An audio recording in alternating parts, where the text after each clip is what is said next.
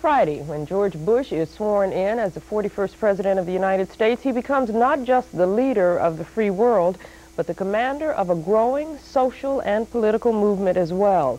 The conservative jet set that blossomed under Ronald Reagan has a new hero in Mr. Bush. Already they are adapting to his agenda. Marcus Jones explains. Tim Ray is one. Rose Corr is one too. And so is Tom Kershaw. They are all conservatives. They all voted for George Bush, and that makes them part of the Bush League. The new in crowd that's looking forward to the next 4 years.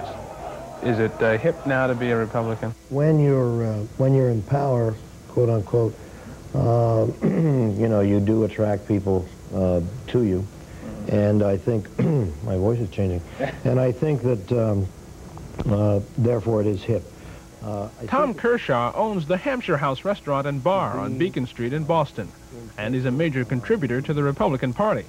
But even Democrats might recognize the outside of Kershaw's establishment as the fictional setting for the TV show Cheers.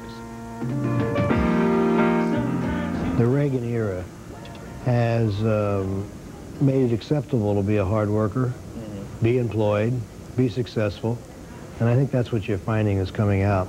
And it's also become acceptable to be a Republican, even in Massachusetts. According to this recent newspaper article, the hip new Bushies, as they're called, and the old Reagan revolutionaries are a growing social as well as political force in this country. They dress conservatively, they speak conservatively, and they hang out at places like the Roxy, the Hampshire House, and this bar and grill on Dartmouth Street. This is Joe's. It's not far from the Hampshire House. It's one of the newer hangouts for the conservative crowd. There might be a little bit of truth to that. I guess the best thing is to come down on a Thursday, Friday, or Saturday night and check out the crowd. How can you tell, though? How can you pick them out? I guess the way they dress. For instance, what might a Democrat or a liberal be wearing? Oh, I would say that would be some of the women that come in with maybe the more wild, like a red dress or maybe a black dress that's kind of risque, I guess you could say. Look at this. A miniature Young Republicans headquarters with cute little miniature Young Republicans running hither and thither. They're not hithering and thithering in my village. Come on. But Dad, Some see television's Alex Keaton as a spokesman for young Bush Leaguers, Age group, but not Tim Ray. I take offense to it. I think more and more, at least talking to people around here, people have gotten away from that Alex Keaton mentality. Ray is past president of the Harvard Republican Club and was a youth coordinator for George Bush's Massachusetts campaign. He believes the president-elect when he says he wants a kinder, gentler nation.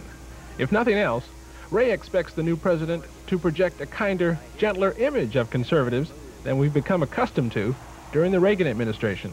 Well, the homeless, darling. I mean, they're so unseemly. Oh, unseemly. I mean, God knows what germs they carry around with them. Why, I mean, I say if those people won't do anything to help themselves, you know, why should we? Well, because people like that don't really stand a prayer of a chance if people like you are stepping over them in the street like they're trash. I beg your pardon? I think we're trying to get away from the greed factor. I think that's the big push, emotions I've felt. There's still opportunity out there. You can still work your way up the ladder, but just make sure you're not stepping over people when you're moving up the rungs. They have recruited the rich and the powerful. They're running the whole show. Wake up! They're all about you. But it will take more than words to change Hollywood's view of the conservative movement that put George Bush in the White House, a movement depicted as an alien takeover in the John Carpenter film They Live. They're running the whole show.